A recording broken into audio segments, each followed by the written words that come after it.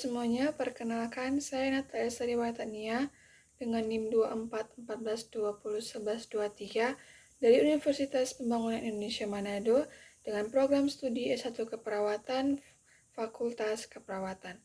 Pada saat ini saya akan menjelaskan materi tentang respon imun dengan mata kuliah Imun Dasar Keperawatan dengan dosen pengampu Nurse Ferdinand Willing, S.Kep MKes, dan Nurse Julia Kapojos, S.Kep MKep. Kita masuk dalam pembahasannya. Yang pertama, pengertian.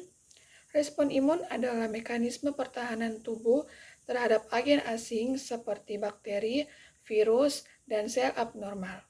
Penyakit respon imun terjadi ketika sistem imun tidak berfungsi sebagaimana mestinya, sehingga menyebabkan kerusakan jaringan tubuh sendiri atau autoimun, kelemahan pertahanan atau imunodefisiensi, dan reaksi berlebihan atau hipersensitivitas. Respon imun dibagi menjadi dua jenis. Yang pertama, imun bawaan adalah respon cepat dan tidak spesifik. Yang kedua, imun adaptif adalah respon lambat tetapi spesifik, melibatkan motif T dan B. Selanjutnya, patologi respon imun. Patologi adalah ilmu yang mempelajari perubahan struktural dan fungsional sel atau jaringan akibat penyakit dalam konteks respon imun. Patologi mencakup kerusakan jaringan tubuh akibat aktivitas sistem imun yang abnormal. Patologi respon imun terbagi menjadi beberapa jenis. Yang pertama, gangguan kekebalan atau defisiensi imun adalah sistem imun yang lemah atau tidak dapat berfungsi dengan baik, dapat menyebabkan peningkatan risiko infeksi seperti infeksi berulang, infeksi yang lebih serius, dan infeksi yang sulit diobati. Yang kedua, gangguan autoimun. Sistem imun yang menyerang jaringan tubuh sendiri dapat menyebabkan berbagai penyakit autoimun seperti lupus, rheumatoid arthritis, dan multiple sklerosis. Yang ketiga, gangguan alergi adalah sistem imun yang berlebihan terhadap zat yang tidak berbahaya atau alergen dapat menyebabkan reaksi alergi seperti ruam, gatal, pembengkakan, dan kesulitan bernafas. Yang keempat, gangguan imun yang terkait dengan kanker adalah sistem imun yang tidak berfungsi dengan baik atau yang disupresi oleh sel kanker dapat menyebabkan pertumbuhan dan penyebaran sel kanker. Yang kelima, gangguan imun pada infeksi.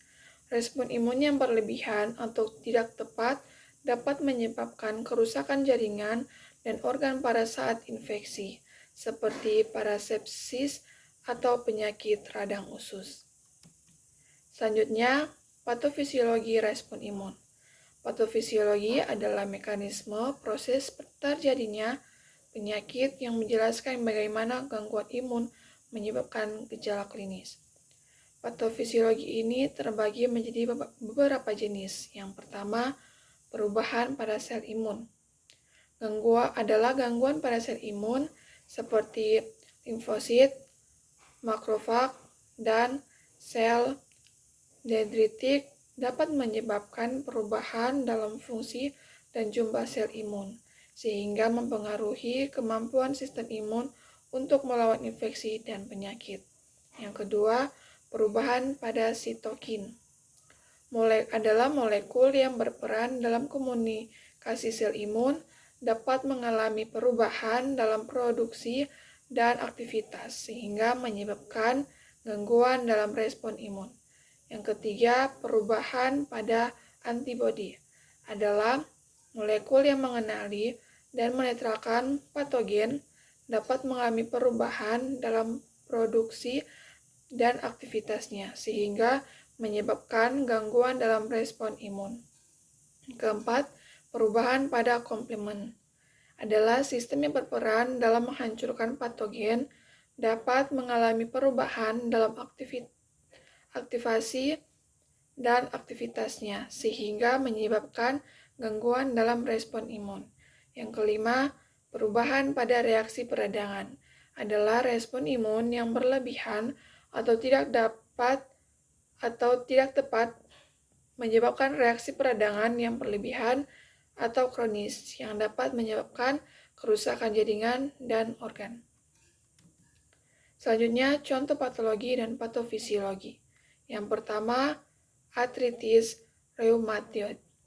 Yang patologinya adalah gangguan autoimun di mana sistem kekebalan tubuh menyerang sendi, sedangkan patofisiologinya adalah sel T dan B menyerang sel dan jaringan sendi, memicu peradangan dan kerusakan tulang rawan.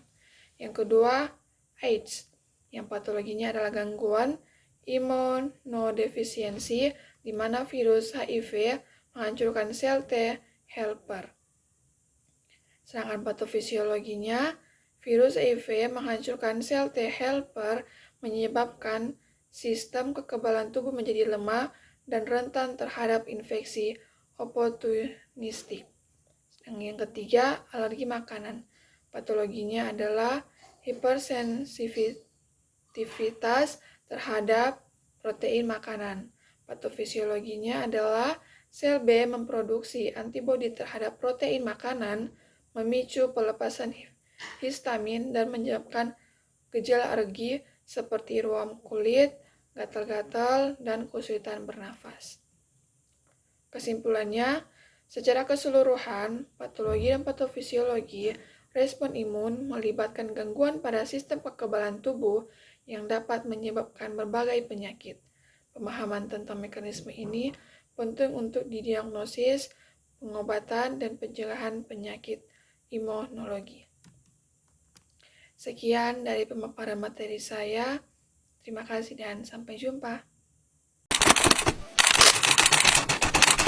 Ini dia kampus yang bebas biaya pembangunan di Kota Manado. Namanya Universitas Pembangunan Indonesia atau yang sering kita kenal dengan UNPI. Sudah terakreditasi oleh Ban PT dan juga memiliki 6 fakultas. Yang pertama Fakultas Teknik dengan prodi Teknik Elektro dan juga Teknik Sipil. Yang kedua Fakultas Hukum dengan prodi Ilmu Hukum. Yang ketiga Fakultas Sastra dengan prodi Sastra Inggris. Yang keempat Fakultas Pertanian, prodi Agribisnis. Yang kelima Fakultas Ilmu Sosial dan Politik dengan prodi Ilmu Politik. Dan yang terakhir Fakultas Keperawatan dengan prodi Ilmu Keperawatan dan juga profesi nurse yang sudah terakreditasi baik sekali. Kampus ini memiliki gedung 6 lantai, dilengkapi dengan laboratorium, perpustakaan yang nyaman, ruang kelas, dan fasilitas olahraga. Sistem belajarnya efektif dan menyenangkan karena diberikan langsung oleh tenaga pengajar yang handal dan profesional dalam bidangnya. Kalian juga bisa mengikuti program magang, baik dalam maupun luar negeri. Dan khusus Fakultas Keperawatan, kalian juga bisa mengikuti praktek di rumah sakit dan puskesmas. Dan selain tidak ada biaya pembangunan, pembayaran di kampus ini pun bisa dicicil. Buat kamu yang tertarik mendaftar, ini link pendaftarannya ya. Dan juga jangan lupa di screenshot flyer informasi ini. Thank you for watching.